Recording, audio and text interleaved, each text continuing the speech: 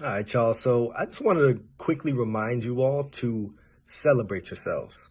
Celebrate your wins because our unconscious minds automatically focus on the deficit. It's automatically focused on the negative. It's automatically focused on all the things that are missing and all the things that could be better and how we need to improve and how we are not enough.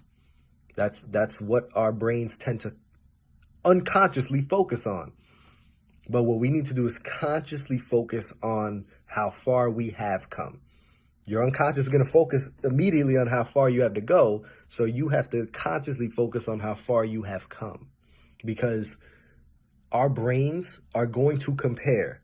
They're going to judge. You can't stop it from comparing and judging. If your brain didn't judge, you probably die today. It's got to make some judgments, right? But we can control how it judges. We can control what we compare. So if you compare your current situation to something better or someone better, you're going to feel bad. But if you compare your current situation to something worse, whether it was actually worse for you yesterday or last year, or could have been worse, right? Just a, imaginary worse situation, and you compare it to that, now you're going to feel great.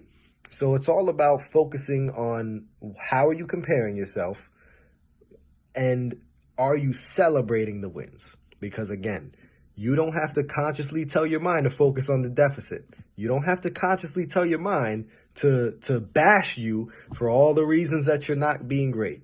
But you do have to be conscious about celebrating your progress.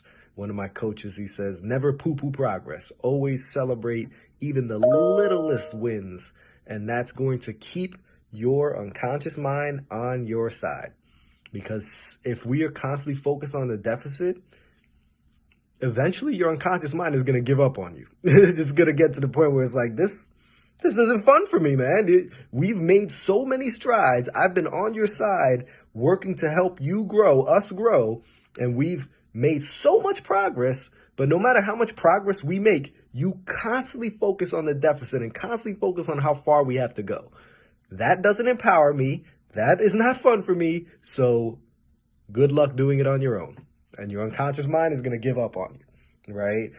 So we've got to celebrate. We've got to, treat our minds, ourselves like little kids, right? Because deep down we are. We are still little kids. We're all grown-ass kids, right? So we got to have grace. We got to treat ourselves like that because just like a kid, if you constantly tell that kid everything that's wrong with him, he will eventually focus on all the things that are wrong and feel less than.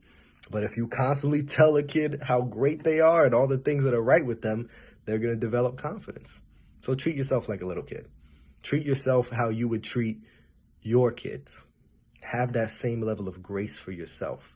And when you are having that negative self-talk, imagine someone else was saying what you said to yourself about someone else.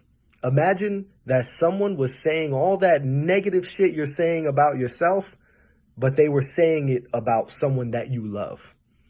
When you put it in that perspective, it'll help. So in the past, I would say, people are going to think that I'm trying to sell them some stuff. They're going to think that I don't care about them. They're going to think that I'm just, giving them a call to make money off of them. And it was all these limiting beliefs and negative self-talk. But then I switched it and said, what if someone said that about my love, my angel on earth, Avery? What if someone said all these negative things about my girl? I would go in on them. I would say, screw you. You don't know anything. My girl's beautiful, amazing. If she's calling somebody, she's calling them to add value to their life, to see how they're doing, to see how she can be a resource to help them achieve their goals. That's why she would be reaching out to someone. Not for any of that negative, bullshit. And then I had to say, hold on. I need to say the same thing. I need to defend myself to myself the same way I would defend my girl or defend another one of my loved ones. You have to start to have a relationship with yourself similar to the ways you have relationships with other people, and start to love yourself and give yourself that grace that you give to others. Love yourself. Love yourself like your life depends on it. That's a book that I'm excited to read. But I hope this added value. I hope you learned something. Hope this can inspire you to start to become aware of this constant chatter of your mind, the negative self-talk that we have, and then replace that negative, the disempowering language that you use, and start to replace it with empowering language, right? That's my hope. That's the action that I pray you take after watching this video, is to start to become the non-judgmental observer of your mind.